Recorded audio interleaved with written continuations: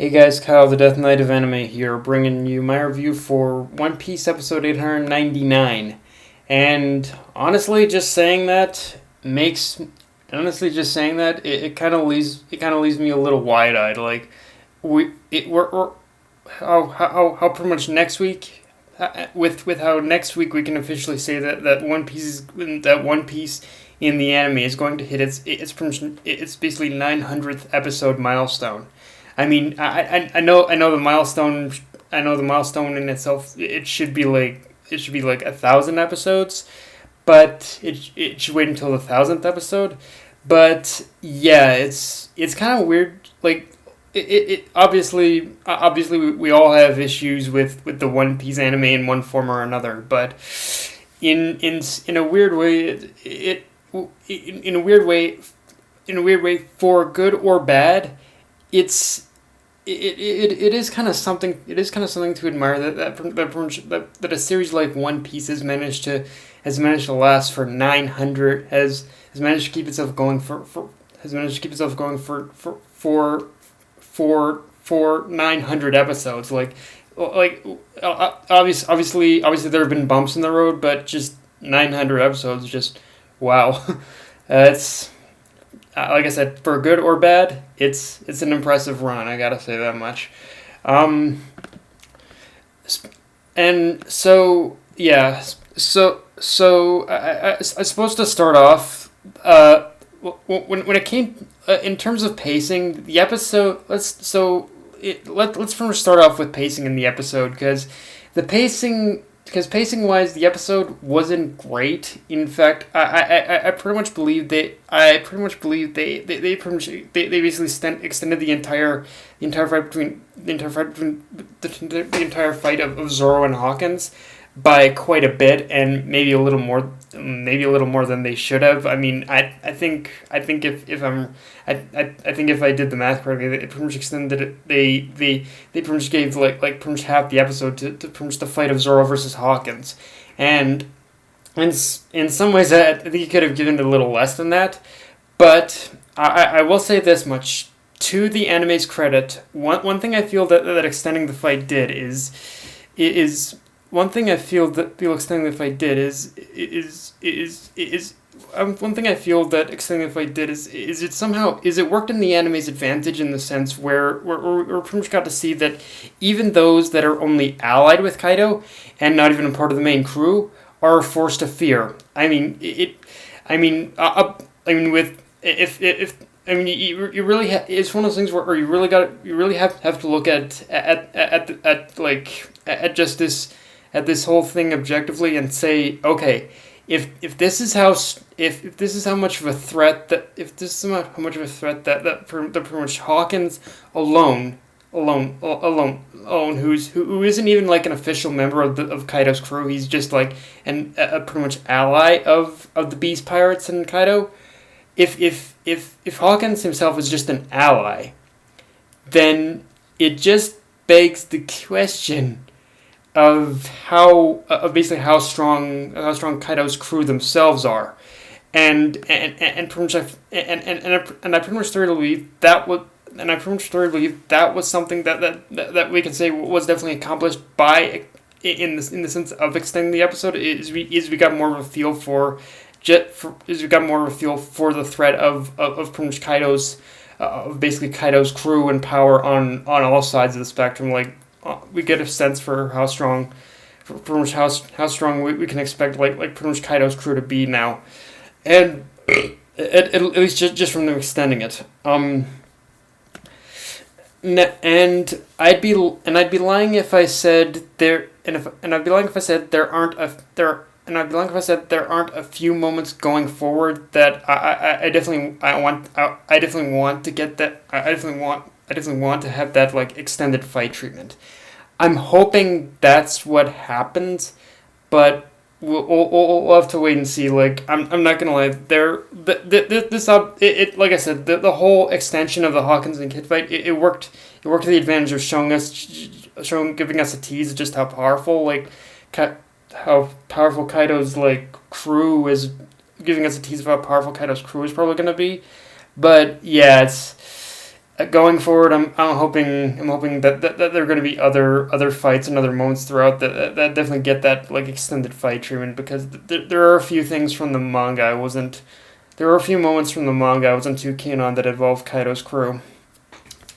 Um, now, now in the episode, we pretty much get a formal we get formally introduced to the pretty much woman that pretty much Zoro saved from a couple episodes back as basically as basically Tsuru, or as Tsuru, and we haven't seen her in a while in the manga, but just kind of but in terms of getting reacquainted with her in the anime, is one of those is one thing is one of those things where I'm remembering that one thing I absolutely love about her is how abstract her character design is. I mean, if you compare how obviously Tsuru looks to pretty much all the other characters in Wano, she pretty much, like I said, she's got this very abstract look to her, and she looks like her whole appearance was like ripped out of a Japanese wall scroll painting, which again, I really, for some reason, I don't know, but I really freaking jive with. I really freaking jive with just the way that the pretty much that pretty much Suru is designed. Like, I don't know why, I just love her design. Um, Now, with pretty much O-Tsuru's introduction, we basically also get the info that she pretty much is a tea shop owner who makes medicinal tea for those who fall ill from pretty much drinking the poison drinking water, which I really like. I really like that. I really like that little details. That little detail, seeing as how in most cultures tea is considered just as much a type of, in a lot of Japanese cultures, from what I understand, like tea in itself is considered in a lot of ways even better medicine than medicine itself almost. So yeah, I really like how pretty much tea, how much something as simple as tea is kind of like is the answer to this sickness almost. um Now, having said that, the one thing, now having said that, with the whole tea thing, one thing I think it'll be revealed next week. But one thing I forgot about is pretty much, is basically is pretty much where pretty much Suru even got the water in order, even got the fresh clean water in order to make tea. Like I said, I'm sure it's something that's going to be revealed next week. I just kind of forgot as to where she got it again. I think it was from a farm, if I remember correctly, like a farm in like a farm out back in her tea house or something like that. I don't know. um we now and yeah we, and pretty much Suru isn't the only character we get introduced to. We basically get introduced to another character, Kiku, and Kiku, and it's first through Kiku's introduction that we pretty much get a little bit of a tease from how Orochi and Kaido's reign over Wano has affected how those that live in the flower capital, how those in the flower capital view every other like lower class citizen of Wano, and like you pretty much see how pretty much that how that blubbering dumbass. How that blubbering dumbass was basically hitting on O-Kiku and pretty much treating her like a prize, and some kind of like a prize to be won, and some kind of freaking, and basically, for lack of a better term, a pretty much horse he can like buy out the street and marry. So it's like a slave he can buy off the street and marry. So yeah. The scarier part, though, too, the scary part, though, about getting this dynamic, though, is that this is only a taste of what it's like, and what we and what we should expect in the future. Because, yeah, it's pretty bad. I'm not gonna lie. In fact, I'm gonna make a prediction here. I'm going to get I'm probably gonna get. There was a moment in the manga where I got extremely angry at, and I'm probably gonna have the same amount of anger. Just letting you know. Now, when it comes to talking about Kiku herself, it's really kind of hard to talk about. It's kind of hard to talk about without giving away spoilers. So all I'll say about it is this is one of the many times where appearances can be deceiving, and trust me when I say, when it comes to O-Kiku's design, it is very, very deceiving. Yeah. Anyone who knows what I'm talking about, don't just for anyone who's anime for the very few out there who are still anime onlys and only and know what I'm talking about, don't go please don't go ahead and spoil it in the comment section, guys. But yeah.